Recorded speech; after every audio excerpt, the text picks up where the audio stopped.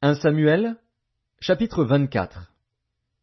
Lorsque Saül fut revenu de la poursuite des Philistins, on vint lui dire, Voici, David est dans le désert d'En-Guédi. Saül prit 3000 hommes d'élite sur tout Israël, et il alla chercher David et ses gens jusque sur les rochers des boucs sauvages.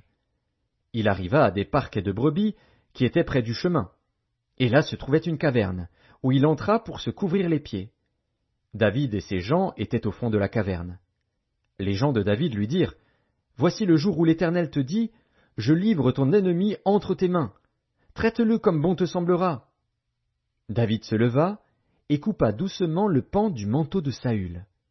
Après cela le cœur lui battit, parce qu'il avait coupé le pan du manteau de Saül.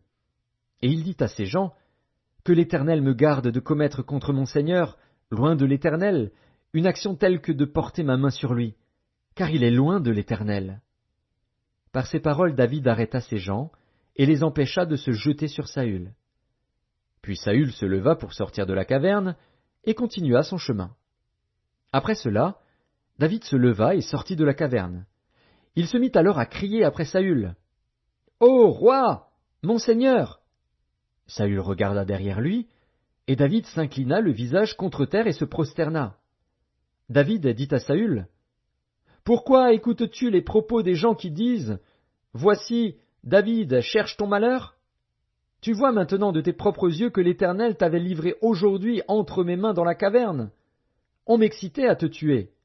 Mais je t'ai épargné, et j'ai dit, Je ne porterai pas la main sur mon Seigneur, car il est loin de l'Éternel. Vois, mon père, vois donc le pan de ton manteau dans ma main. Puisque j'ai coupé le pan de ton manteau et que je ne t'ai pas tué, sache et reconnais qu'il n'y a dans ma conduite ni méchanceté ni révolte, et que je n'ai point péché contre toi. Et toi, tu me dresses des embûches pour m'ôter la vie. L'Éternel sera juge entre moi et toi, et l'Éternel me vengera de toi, mais je ne porterai point la main sur toi. Des méchants vient la méchanceté, dit l'ancien proverbe. Aussi je ne porterai point la main sur toi. Contre qui le roi d'Israël s'est-il mis en marche? Qui poursuis-tu? Un chien mort? Une puce? L'Éternel jugera et prononcera entre moi et toi. Il regardera, il défendra ma cause, il me rendra justice en me délivrant de ta main. Lorsque David eut fini d'adresser à Saül ces paroles, Saül dit, Est-ce bien ta voix, mon fils David? Et Saül éleva la voix et pleura. Et il dit à David, Tu es plus juste que moi, car tu m'as fait du bien, et moi je t'ai fait du mal. Tu manifestes aujourd'hui la bonté avec laquelle tu agis envers moi, puisque l'Éternel m'avait livré entre tes mains et que tu ne m'as pas tué. Si quelqu'un rencontre son ennemi, le laisse-t-il poursuivre tranquillement son chemin? Que l'Éternel te récompense pour ce que tu m'as fait en ce jour.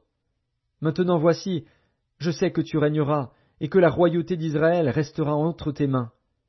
Jure-moi donc par l'Éternel que tu ne détruiras pas ma postérité après moi, et que tu ne retrancheras pas mon nom de la maison de mon père. David le jura à Saül. Puis Saül s'en alla dans sa maison, et David et ses gens montèrent au lieu fort.